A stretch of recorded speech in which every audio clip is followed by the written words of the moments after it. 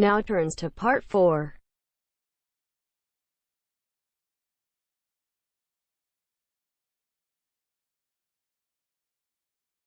You are going to hear a lecture about the geographic information about Australia. You now have some time to read questions 31 to 40.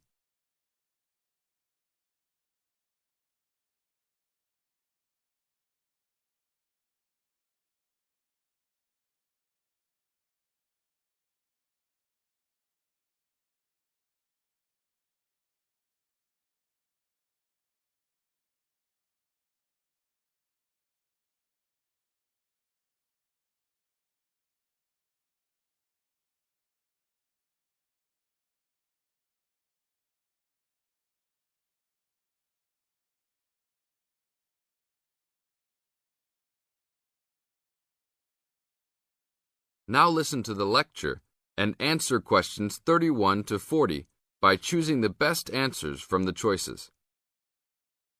Good morning, everybody. We'll continue to look at Australia, and today look at one of its greatest natural challenges, water for the agricultural sector. As the only nation to occupy an entire continent, Australia has a unique environment, with much of it very flat and dry. One notable feature of the Australian continent is that it is the lowest of the continents.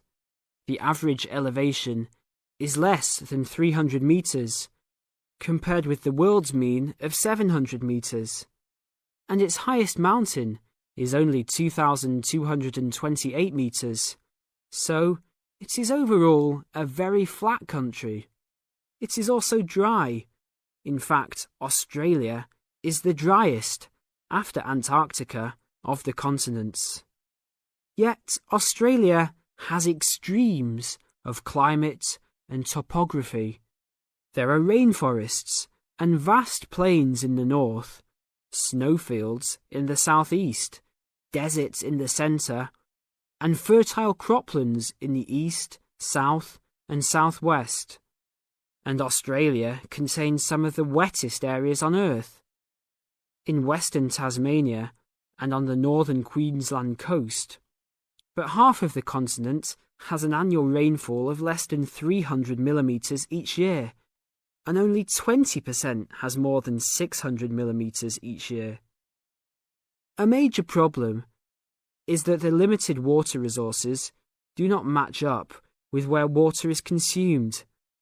The major water resources are in northern Australia and Tasmania, whereas most of the agriculture and people are in southeastern mainland Australia.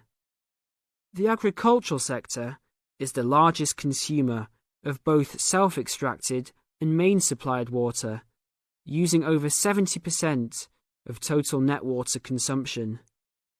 Electricity and gas supply and water, sewerage and drainage services use notable amounts of self-extracted water. However, net consumption in the household sector is the lowest, just 8% of total net water used. Australia's water use increased by 25% over the decade between the mid-1980s and mid-1990s. Much of this increase was due to irrigated agriculture, which, as noted earlier, accounts for over 70% of national water demand. Since the mid-1990s, the growth and profitability of irrigated agriculture has outstripped the dryland agriculture sector. Irrigated commodities contributed almost a third of total farm exports in the mid-1990s. The results of a special government report in 2000 showed that if today's water use arrangements continue, the water needs of the rural industries will outstrip water availability by about 2020. Irrigated agriculture, Australia's major water-using sector, would be seriously affected by the shortfall. And although groundwater underlies large areas of Australia, it accounts for only 4% of water use. So, clearly, Apart from water for households, which mainly comes from dams or rivers, it is the rural sector where efforts towards water conservation are particularly directed. In this sector, the largest consumers of water are the meat and wool industries.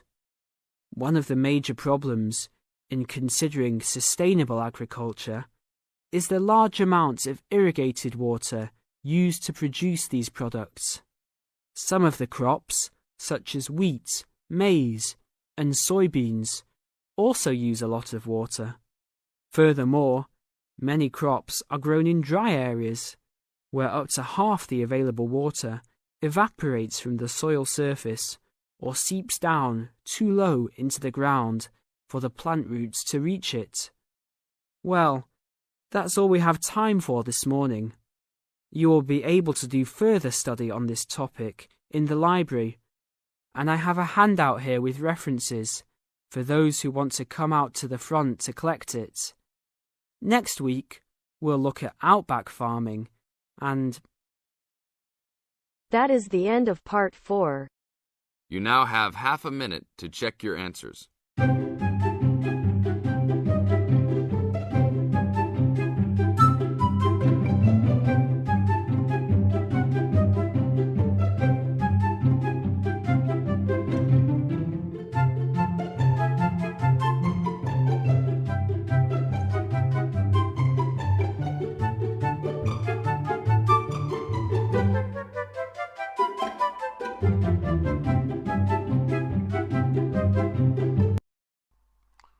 Hi, this is IELTS Bob.